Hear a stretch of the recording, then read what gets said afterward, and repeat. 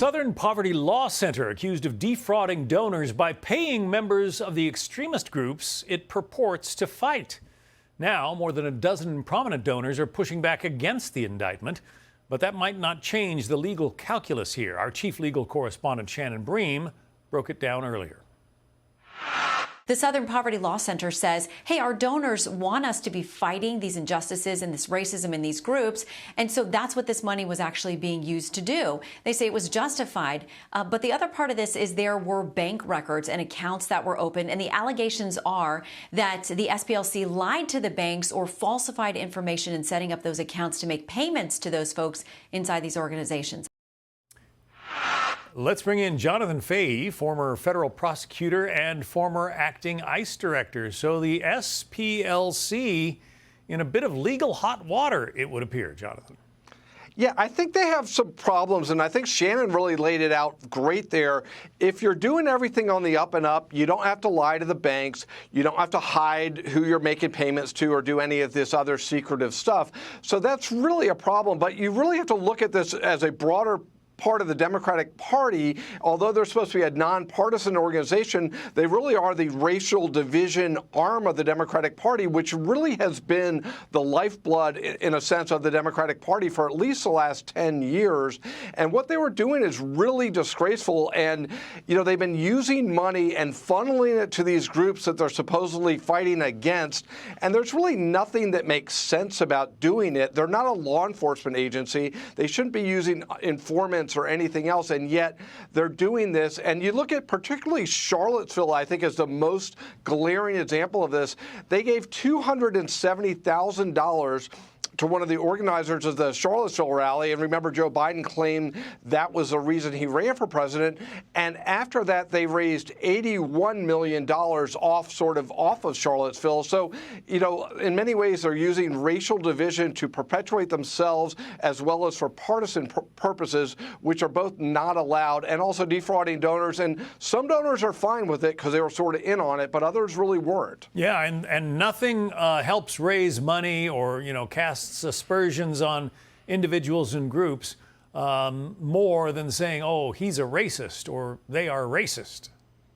Exactly right. And look at some of the people they were doing this to. I mean, they were calling Ben Carson an extremist and all of these things. And not only does it sort of raise the donations and stuff, but it certainly tends to marginalize people, intimidate people, because then anyone that associates with somebody that they claim is a racist is afraid of associating and supporting those views. So it's a very cynical operation of what they were doing. And these new revelations just make it even worse. But people have been afraid to even touch this organization for years for fear of being called a racist, and they've used that sort of goodwill and this cloak of virtue to get away with something that really is not only illegal but completely shameful. And my guess is this is ultimately going to shut them down, despite the fact they have some donors that still support them. Yeah, you talked about Charlottesville and how they raised $81 million after that controversy erupted. Charlottesville is part of the reason Joe Biden cited for, you know, getting into the presidential race, right? Yeah, that's exactly right. He always claimed that's what inspired him. I don't necessarily believe him, but that was such a big deal to the Democrats. And look, they used it to parlay into other racial incidences in 2020. Remember, George Floyd became a big reason to sort of, you know, all the riots and protests.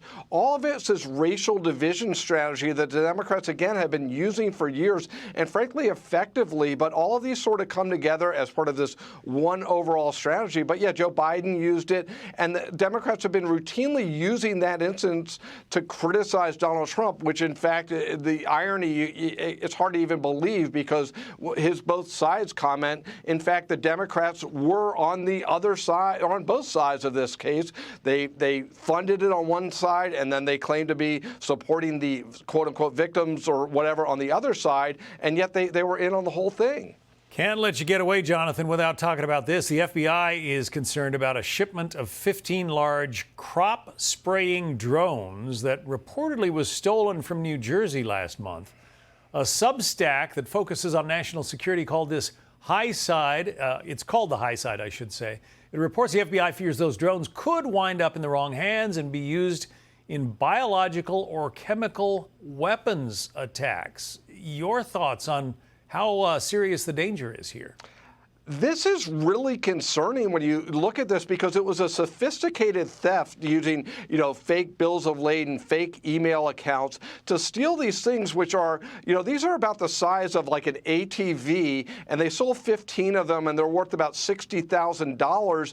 But you have to look at, why do you steal something like this? Either you're going to use it or you're going to sell it, and there can't be much of a black market for something that's sort of a niche item. So it does make you think, what were they stealing these for? Is it to use them, and is it used them to harm people? And if they could carry, I think, upwards of 40 gallons of chemicals in them, they can use those. If they use other types of chemical weapons or other types of things, they could cause enormous harm. So this is really a concern. Hopefully there isn't a nefarious part of it other than the theft, but it does seem to be very concerning, because why would you target these types of things if your goal is just simply to steal something and make money? So hopefully they'll get to the bottom of this, but it sort of grows to the bigger concern with what's going on in Iran, the shutdown of DHS, how we have to be on top of all of these things. Yeah, and half of Congress seems completely unconcerned with the DHS funding situation right now.